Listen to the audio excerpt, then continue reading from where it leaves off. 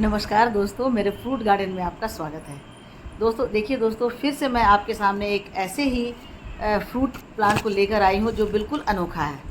एक नहीं बल्कि दो फ्रूट प्लांट को लेकर आई हूँ, क्योंकि हमेशा मैं ऐसे ही कुछ अनोखे फ्रूट प्लांट लेकर आती हूँ। वैसे तो अनोखा नहीं है, बहुत सारे होते हैं गार्डन में, जो फ्रूट गार्डन होते हैं वहाँ पर इस तरह के फ्रूट लगाए जाते हैं और प्रॉपर वे में उनकी देखभाल की जाती है। लेकिन टेरेस गार्डन में इस तरह से फ्रूट बहुत ही छोटे छोटे प्लांट पर इतने सारे फ्रूट लगे हों, ऐसा देखने को नहीं मिलता है। तो मैं हमेशा यही कोशिश करती हूँ कि आप लोगों के लिए एक नए ही तरीके का फ्रूट लेकर के आऊँ और उसे अपने गार्डन में उगाऊँ, और छोटे छोटे प्लांट पर जब उसमें फल हो जाएं तो आपके सामने मैं शेयर करूँ, ताकि आपको ये विश्वास हो सके कि किस तरह से हम छोटे छोटे कंटेनर में भी बहुत सारे फ्रूट को लगा सकते हैं और उनसे फ्रूट भी पा सकते हैं। तो आज फिर से मैं ऐसे कई सारे फ्रूट मैं आपके सामने लेकर आई। मलबरी को मैं लाई, आपको दिखलाया। मलबरी है, अंजीर है, एप्पल बेर है, स्टार फ्रूट है, उसके बाद जो गर्मी के दिनों में होते हैं स्ट्रॉबेरी, वो मैंने दिखलाया। तो आज मैं फिर आपके सामने ऐसे ही दो फ्रूट प्लांट लेकर आई हूँ दोस्तों, और उसके बारे में मैं बतलाऊँगी। तो सबसे पहले तो ये है जो वेरीगेटेड गुआवा है। वेरीगेटेड गुआवा जो है वो ग्राफ्टेड होता है, ग्राफ्ट करके इसे बनाया जाता है।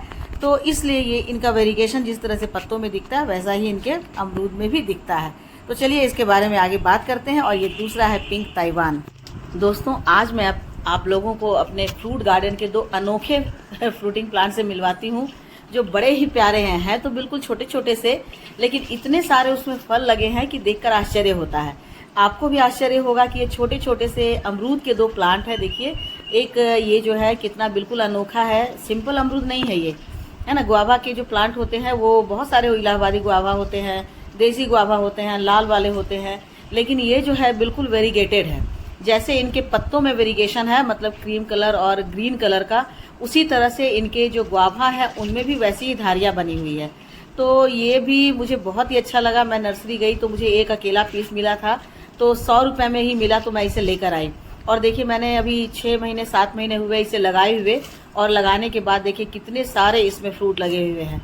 छोटा सा प्लांट है और ढेर सारे इसमें ब्रांच है और ढेर सारे फल लगे हुए हैं, मतलब बहुत सारे फल उसमें लगे हुए, देखकर आश्चर्य होता है। और अमरूद इसके कितने खूबसूरत हैं, कितने सुंदर हैं, क्रीम कलर के हैं, थोड़ा थोड़ा सा वेरिएशन है। तो जितने खूबसूरत इनके पत्ते हैं, बिल्कुल डेकोरेटिव प्लांट लग रहा है, वैसा ही इनके अमरूद भी हैं। तो इस तरह से। और ये दूसरा जो है, ये है पिंक ताइवान, है तो ताइवान का, और अंदर से ये पिंक होता है। तो छोटा सा प्लांट मैं इसे 2 महीने पहले लाई हूँ, अप्रैल में लाई हूँ, और उसके जब मैं लेकर आई उसके 10 दिन के बाद इसमें फ्लावरिंग शुरू हुई, और उसके बाद देखिए फ्रूट भी इसमें सेट हो गए हैं। तो 3-4 फ्रूट इसमें सेट हो चुके हैं। तो किस तरह से मैं इसकी देखभाल करती हूँ कि मेरे छोटे छोटे से प्लांट पर भी इतने सारे अमरूद या इतने सारे फ्रूट हो जाते हैं। इसके पहले मैंने आप लोगों को अपने अनार का प्लांट भी दिखलाया था कि जिस साल मैं लेकर आई थी 6 महीने के बाद ही उसमें से मुझे 5 अनार मिले थे, और भी बहुत सारे मुझे स्टार फ्रूट है, एप्पल बेर है, उसी तरह से ये गुआवा का भी प्लांट है। तो ये दोनों प्लांट अभी काफ़ी छोटे हैं, बिल्कुल मैच्योर भी नहीं हुए हैं, लेकिन देखिए इनके फ्रूट कितने मैच्योर हैं। तो क्या करती हूँ मैं, देखिए हमेशा गुड़ाई करना जो है वो सबसे ज़्यादा ज़रूरी होता है किसी भी प्लांट के लिए, चाहे वो डेकोरेटिव प्लांट हो, फ्लावरिंग प्लांट हो, सकुलेंट हो, या फ्रूटिंग प्लांट हो, या फिर वेजिटेबल हो। सबसे पहले उनकी हर 15 दिन पर आप गुड़ाई कीजिए। गुड़ाई करने से क्या होता है, मिट्टी हल्की हो जाती है। मिट्टी हल्की होगी तो मिट्टी के अंदर ऑक्सीजन जाएगा, धूप जाएगा, धूप की किरणें जाएंगी, और नीचे की जो मिट्टी है जो ऊपर ऊपर आ गई है वो धूप उनमें लगेगी। देखिए इसी प्लांटर में मैंने एक यहाँ निकल आया था मैरीगोल्ड का पौधा, तो मैंने छोड़ दिया है, क्योंकि कहते हैं कि मैरीगोल्ड का जो पौधा होता है वो फंगिसाइड होता है, इंसेक्टिसाइड होता है, फंगस इसमें नहीं लगते। और खासकर अमरूद के पेड़ में एक नीमाटोड्स की बीमारी होती है, उससे ये दूर करने में बहुत ही कारगर होता है। तो जहाँ जहाँ मेरे अमरूद के प्लांट होते हैं उसमें मैं ज़रूर लगा देती हूँ। अभी नए वाले में नहीं लगाई हूँ, उसमें भी मैं लगा दूँगी। तो देखिए कितना सुंदर प्लांट है, मतलब आप देखेंगे तो आश्चर्य लगेगा कि फ्रूट तो लगे हुए हैं, इसमें फिर से फ्लावरिंग स्टार्ट हो गई है। तो सबसे पहला जो टिप्स है इसका वो ये है कि इसमें इसकी गुड़ाई करनी बहुत ही ज़्यादा ज़रूरी है। गुड़ाई कर देने से नीचे की मिट्टी ऊपर आती है, ऊपर की मिट्टी नीचे जाती है, तो जम्स नहीं रहते, मिट्टी बिल्कुल स्वस्थ रहती है। अब दूसरा क्या है कि इनके जो लत जो है, इनकी जो डालियाँ इधर उधर गिर रही हैं, उन डालियों को हमें बांध देना है, ताकि इनके अंदर जो फल लगा है वो फल अच्छे तरह से जब वो बड़ा हो तो स्टेबल हो सके। ऐसा ना हो कि फल के बाहर से डालियाँ झुक जाए और टूट जाए। तो इसलिए हमें उन्हें बहुत अच्छे से स्टिक दे करके सहारा देना है। देखिए अभी भी नए नए इसमें फ्लावर आ रहे हैं। तो नए नए फ्लावर लाने के लिए क्या करना पड़ता है, इसमें जो नए ब्रांच जो होते हैं गुआभा में उसी में फ्लावर आते हैं, पुराने में नहीं आते हैं। तो ये जो लंबी सी डाली हो रही है इसे मुझे कट कर देना है। कट कर दूंगी तो सारा का सारा एनर्जी किसे मिलेगा, ये गुआभा को मिलेगा जो इस डाल पर लगे हुए हैं। इसलिए मैं यहाँ से इसे कट कर दे रही हूँ। तो कोई भी ऐसी लंबी डाली, क्योंकि हमें बहुत पेड़ को बढ़ाना ही नहीं बल्कि उसके शेप भी अच्छा करना है। इसमें तो अभी एक ही डाली है और एक डाल में ही अमरूद लगे हुए, छोटी सी नीचे डाली है उसमें भी 2 अमरूद लगे हैं। जब ये बड़े होंगे और इनके भी जो डालियाँ इधर उधर निकलनी शुरू हो जाएगी उन्हें भी मैं प्रून कर दूंगी, जिसे कि सॉफ्ट प्रूनिंग कहा जाता है। तो सॉफ्ट प्रूनिंग करने से, चलिए इसके मैं बाद में बताती हूँ, पहले ये देख लीजिए कि अब इसमें क्या करना है, गुड़ाई करने के बाद क्या करना है, क्योंकि इसमें छोटे छोटे से फ्रूट लगे हैं। यदि इसकी अभी देखभाल नहीं की जाएगी, इन्हें भरपूर खाना नहीं दिया जाएगा, तो इसके जो गुआभा है वो छोटे छोटे फल इसके रह जाएंगे, सूखने लगेंगे, अब बहुत अच्छे नहीं होंगे।